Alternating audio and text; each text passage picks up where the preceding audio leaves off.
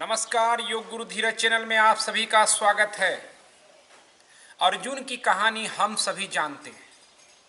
हम जानते हैं कि एक योद्धा जो सर्वश्रेष्ठ धनुर्धर था, एक योद्धा जो गुरु के कहने पर पेड़ में टंगी चिड़िया के सिर्फ आंख को देखता और निशाना साधता है और सफल होता है। एक योद्धा जो पूरे आर्यावर्त में द्रौपदी के स्वयंवर में प्रकट होता है और प्रतिबिंब पानी में जो बन रहा है उसको देखते हुए निशाना ऊपर लगाता है और मछली की आंख टारगेट में सिद्ध होती है। इस एक योद्धा जिसके बलबूते पूरे महाभारत की कहानी रची गई थी और पांडवों ने अपने जीत का सेहरा अपने सिर पर बांधा था। इस एक योद्धा जिसने श्री कृष्ण को गीता के व्याख्यान के लिए, गीता को प्रकट करने के लिए अपने आप को तैयार पाया, उस एक योद्धा के पीछे की अनूठी सीख जो हमें सीखने की जरूरत है और उसका कहीं न कहीं सरोकार योग साधना से है, प्राणायाम की विधि विधान से है। इसलिए अर्जुन की ये अज्ञात सीख आज की जरूरत है। नहीं तो अर्जुन होने की जो यात्रा है, जो योद्धा होने की जो कला है, वो कहीं विस्मृत हो जाएगी। इसलिए अर्जुन के जीवन से उस सीख को आज समझ लेना है जो हमारे जीवन में भी एक नायक को तैयार कर सकता है। अर्जुन एक धनुर्धर है, वही उसका होना है, वही उसकी जिंदगी है, वही उसका मरण है। सब कुछ उसके धनुष्वान के आसपास टिका हुआ है। गुरु द्रोणाचार्य वो तमाम जतन करते हैं जिससे उनका ये परम प्रिय सर्वश्रेष्ठ धनुर्धर बने। लेकिन अर्जुन की इस विधि को समझने के लिए अर्जुन के अंदर वो क्या था जो उसे 105 कौरव पांडवों से अलग कर रहा था, सर्वश्रेष्ठ बनाने को तैयारी कर रहा था, उसको समझने से पहले धनुष विद्या की कुछ छोटी बातों को समझ लें कि जब आप धनुष चलाते हैं तो उसके 3 प्रक्रिया है। एक, प्रत्यंचा को खींचना, आप इस तरह से पहले खींचते हैं, फिर कुछ क्षण रुकना और फिर बाण को छोड़ देना। ये 3 प्रक्रिया है। आपने महसूस किया होगा कि जब कभी बचपन में आप खेलते होंगे, एक गुट उधर होगा, एक गुट इधर, और बीच में खींचना है रस्सी को कि कौन किस तरफ खींच लेता है। हम लोग बचपन में किए हैं। जब भी किसी चीज को आप अपने तरफ खींचते हैं तो उस वक्त आपको सांस लेनी होती है। जिसकी सांस जितनी स्ट्रांग होगी वो उतना ज्यादा खींच पाएगा किसी को, क्योंकि खींचने में सांस की लंबाई इंपॉर्टेंट है। उसी तरह जब आप धनुष को खींचते हैं तो एक लंबी सांस, वो साधारण धनुष नहीं था जो सीरियलों में दिखता है या हम आप बचपन में खेला करते थे। ये एक ऐसा धनुष, उस तरह का धनुष जिसको रामायण में आपने देखा कि बड़े बड़े महारथी लोग उठा नहीं पाते थे। इस तरह के धनुष होते थे जिसपे प्रत्यंचा चढ़ाना तक भी कठिन मालूम होता था। इसलिए उसके वाहन को खींच पाना इतना सहज नहीं रहा था। उसके लिए फेफड़े में बहुत ताकत चाहिए थी, सांसों में एक लंबाई चाहिए थी। इसलिए जब वो प्रत्यंचा खींचा जाता था तो लंबी सांस का होना इंपॉर्टेंट है। फिर जब आप निशाना साधते हैं किसी चीज में तो आपके मन को स्टॉप करना होता है, जो टारगेट होता है। जैसे अर्जुन के मामले में आपने देखा कि जब द्रोणाचार्य ने कहा कि निशाना साधो, लेकिन पहले बताओ क्या दिख रहा है, पेड़ पे जो चिड़िया है उसमें क्या दिख रहा है। तो एकमात्र अर्जुन था जिसने कहा कि मुझे तो सिर्फ आंख दिख रही है। बाकी लोगों ने तो पूरा पेड़ भी देखा, किसी ने चिड़िया देखा, सब कुछ देखा, लेकिन सिर्फ आंख देखने की जो एकाग्रता थी वो सिर्फ अर्जुन में थी। इसलिए वो एकाग्रता कैसे आती है? जब आप सांस को रोक देते हैं। सांस के रोकने के साथ आपका मन रुक जाता है। शास्त्र कहता है चले वाते चलम चित्तम निश्चलम निश्चला भवेत, यानी सांस तेज चले तो मन चलता है, सांस स्थिर हो जाए, ठहर जाए तो आपका चित्त ठहर जाता है। अर्जुन को यह ज्ञात था, इसलिए वो उस वक्त सांस को रोक लेता था जब वो निशाना साधता था, टारगेट पर अपनी आंखें फिक्स कर लेता था, अपनी चेतना फिक्स कर लेता था और फिर बाण सांस छोड़ते हुए चलाता था।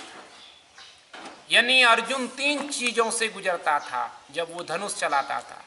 एक लंबी गहरी सांस की प्रक्रिया जब वो तीर को खींचता था, दूसरा सांस को रोक लेना यानी कुंभक की प्रक्रिया, और तीसरा रेचक यानी सांस को छोड़ने की प्रक्रिया जब वो धनुष छोड़ता था। तो कंक्लूजन ये है कि अर्जुन जो सर्वश्रेष्ठ धनुर्धर था, उसके बारे में एक अज्ञात बातें जो हमें पता नहीं थी कि वो एक सर्वश्रेष्ठ प्राणायाम का अभ्यासी भी था। प्राणायाम ने उसके जीवन को गढ़ा था, सांसों के डोर ने उसको प्रत्यंचा को पकड़ने की कला समझाया था। उसकी एकाग्रता, चाहे द्रौपदी को जीतने की हो या महाभारत को जीतने की या चिड़िया पे निशाना साधने की, वो एकाग्रता, वो माइंडफुलनेस अर्जुन को कुंभक अभ्यासी होने के कारण हासिल हुआ था। बाकी लोग शायद धनुषवान को सीख रहे होंगे, गुरु बता दिया होगा कि ये पकड़ना, इस तरह से चलना, तमाम चीजों को सभी लोग फॉलो करते होंगे, लेकिन प्राणायाम जो उसके पीछे की चीज थी, जो महत्वपूर्ण कड़ी थी, उसको दूसरे किसी शिष्य ने उतनी सजगता के साथ पकड़ा नहीं था जितना अर्जुन ने पकड़ा था। और यही वजह है कि अर्जुन के अंदर सर्वश्रेष्ठ होने की कला विकसित हुई। वो एक सर्वश्रेष्ठ धनुर्धर बना, कहीं चूक नहीं थी, जो भी चाहता था वो उसके पकड़ में था। इसलिए पहले सीख यही है कि आप अपने जीवन में एकाग्रता के बिना कुछ नहीं हासिल कर सकते। ना द्रौपदी, ना महाभारत में जीत, ना साम्राज्य, ना ही लक्ष्य का भेदन हो सकेगा आपके जीवन का। उसके लिए आपको प्राणायाम का अभ्यासी बनना पड़ेगा। और वो प्राणायाम कहां से आएगा? जब वो लंबी गहरी हो। इसलिए मैं हमेशा वकालत करता हूं, हमेशा आपको बताता हूं कि लंबी गहरी सांस जो सनातन योग की परंपरा है प्राणायाम की, उसको अपनाइए। फास्ट ब्रीदिंग में वो घटना कभी घटित नहीं होने वाली। आपके अंदर नायक कभी पैदा नहीं होगा, आपके अंदर एक योद्धा कभी तैयार नहीं हो पाएगा जो जीत को अपना श्रृंगार बनाता है। इसलिए लंबी गहरी सांस का अभ्यास बने। जो कुछ भी करें आप देखें कि हम सांसों को लंबाई गहराई कर सके। कैसे करें लंबी गहरी सांस, इसकी प्रक्रिया को समझें। सबसे पहले आप जब भी सांस लें तो पेट को भरें। आप कहेंगे फेफड़ा छाती के पास है तो पेट क्यों? क्योंकि पेट को भरेंगे तो डायफ्राम नीचे आएगा, और डायफ्राम जो है वो सांस को अंदर आने में मदद करता है। फेफड़ा तो सिर्फ भंडार है, लेकिन सांस को लेगा कौन? डायफ्राम।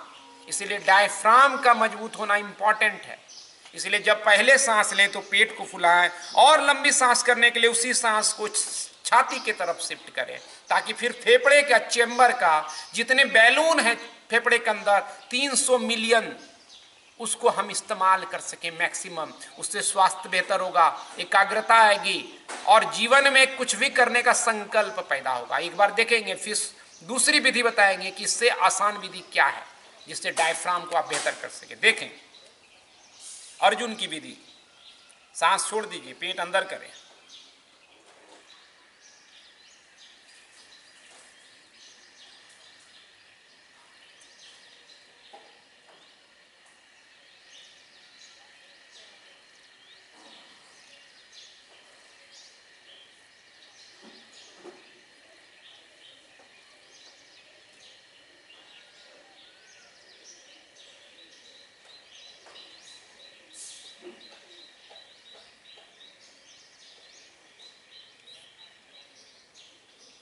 तो ये एक सांस है जिसको धीरे धीरे मैं लेता जा रहा हूं। मैं चाहूं तो इसको और अवधि बढ़ा दूं, लेकिन आप बेकार में बोर होंगे, आपका समय बेकार जाएगा। इसलिए समझना जरूरी है कि पहले पेट के तरफ लेना है, फिर चेस्ट के तरफ शिफ्ट करना है। शुरुआत में ये कठिन जान पड़ेगा।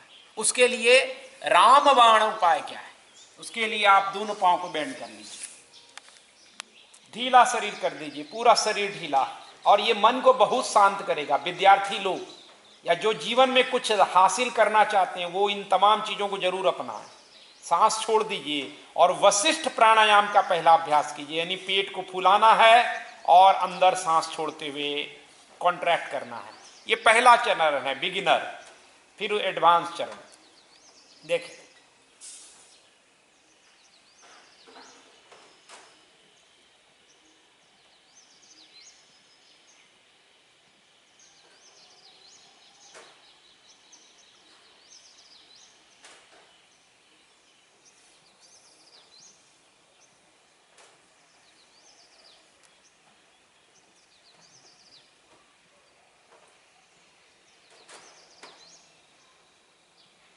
एडवांस चरण का पहला अंक देखिए, पहला क्या करें, अब मैं पेट फुलाऊंगा और उसी सांस को छाती की तरफ फिक्स करूंगा। ये एडवांस का पहला चरण देखिए।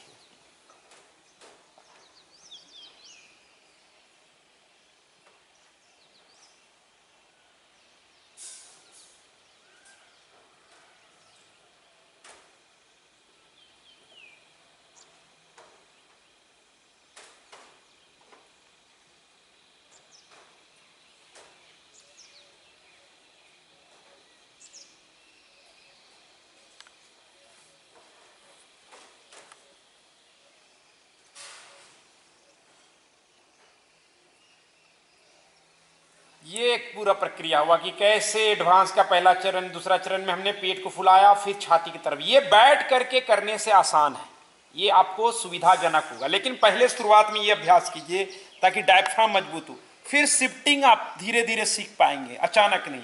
और तीसरा जो चरण है उसमें हम 3 चीजों को इस्तेमाल करेंगे।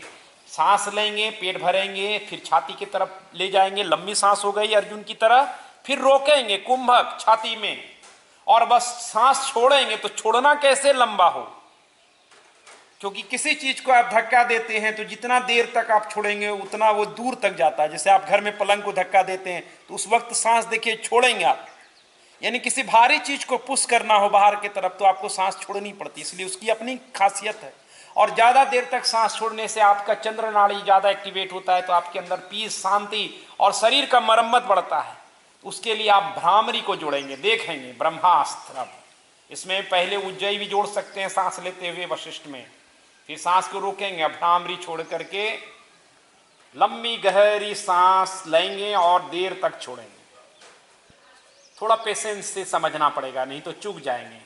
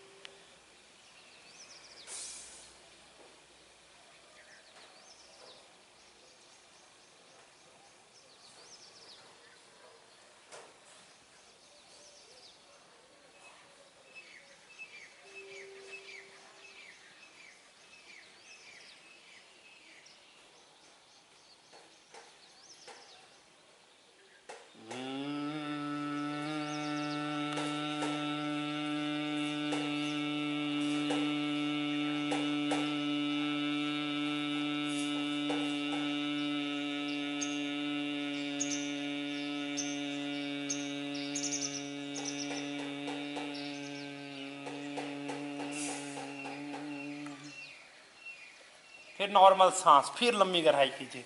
जब आप छोड़ें तो ध्यान रखें कि पहले छोड़ना छाती से शुरू हो, फिर धीरे धीरे सांस छूटती जाएगी, पेट कॉन्ट्रैक्ट होता जाएगा, और आखिरी में मूल बंध, जिसको अश्वनी मुद्रा भी कहीं कहीं कहा जाता है, उसको आजमाइए। मूल बंध लगाएंगे तो देर तक सांस छोड़ेगी।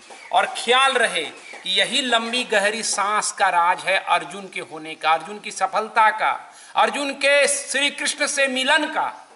इसलिए आप फास्ट ब्रीदिंग में समय नाहक बर्बाद ना करें। फास्ट ब्रीदिंग बस क्लीन करने का सिस्टम है, नाक में म्यूकस कफ फंसा हो, थोड़ी गंदगी अटकी हो, इतना ही काम है उसका। कपालभाति क्रिया, भस्त्रिका, बस इतना ही उसका प्रयोजन है। 1 से 2 मिनट करें। कुछ लोग बता रहे होंगे ताकि आप परम को प्राप्त ना कर सकें। परम अगर आपके हाथ लग गया फिर आप बीमार नहीं होंगे, आप स्वस्थ हो जाएंगे। फिर मेरे दुकान का क्या होगा, मेरे प्रोडक्ट का क्या होगा, कौन खरीदेगा मेरी दवाओं को, ये उनके पास सवाल रह जाएगा। इसलिए वो कभी भी आपको परम का ज्ञान नहीं देंगे, वो स्वयं वंचित हैं, वो आपको कहां से देंगे। मेरे पास जो है वही मैं आपको दे सकूंगा। इसलिए मुगालते में मत आइए, अर्जुन बनिए। अर्जुन होने की संभावना आपके अंदर है, साधना इसको संभव करेगा, और वही संभव होने से श्री कृष्ण आपका दीदार करेगा। श्री कृष्ण के दीदार में आ जाएंगे आप, आपके अंदर परम तत्व प्रकट होगा, क्योंकि वही उसकी कुंजी है, सहज समाधि। श्री कृष्ण का प्रकटीकरण समाधि का होना है। शून्य से पूर्ण प्रकट होता है। शून्य और पूर्ण अलग नहीं है। जिस जिस समय आप प्राणायाम से शून्यता को घटित करेंगे, जब कुछ नहीं रहेगा, बस एक शून्य, उस शून्य में उस पूर्ण परमात्मा का प्रकटीकरण है, और वही आपका होना है। इसलिए चाहे कैरियर में बुलंदी हो, चाहे अपने टारगेट को प्राप्त करना हो, चाहे मन की शांति हो, शरीर का मरम्मत करना हो, शरीर में परम शांति का उद्घाटन करना हो, परमात्मा तत्व को झलक पाना हो, इसी स्लो डीप ब्रीदिंग की पद्धति से आप गुजरे। फास्ट में उसका कहीं नहीं। जल्दी सांस लिए तो ऑक्सीजन कहाँ से मिलेगा, जल्दी छोड़ें तो रिलैक्सेशन कहाँ से मिलेगा, सांस रुका भी नहीं, उसमें कुंभक नहीं आएगा तो मन कहाँ ठहरेगा। इसीलिए हमारे ऋषि मुनि बड़े अनुभवी थे, ज्ञानी थे, उनके बातों को पकड़े। आधुनिक दुकानदारों के चक्कर में ना फंसे। उनको दुकान चलाना है, कोई ऋषि मुनि थोड़ी है। कालनेमी जरूर कर सकते हैं, वस्त्र हो, लेकिन जरूरी नहीं कि योग तत्व हो और जो आपके ही कल्याण में वो दे सके। वशिष्ठ योगाश्रम का एक ही मकसद है, इस कल्याण को आप तक पहुंचाना। तो आप इसको अभ्यास कीजिए और स्वयं अपनी अनुभूति को बताइए। मेरी बातों को भूल जाइए, अपनी अनुभूति को शेयर कीजिए। कैसा लगा, क्या हुआ, परिवर्तन आ रहा है या नहीं आ रहा है। नहीं आ रहा है तो फेंक दीजिए, मुझे भी कहीं हिंद महासागर में डुबो आइए, लेकिन आप साधना की असल सूत्र को पकड़ लीजिए। आज इतना ही, अभ्यास जारी रखिएगा। धन्यवाद, नमस्कार।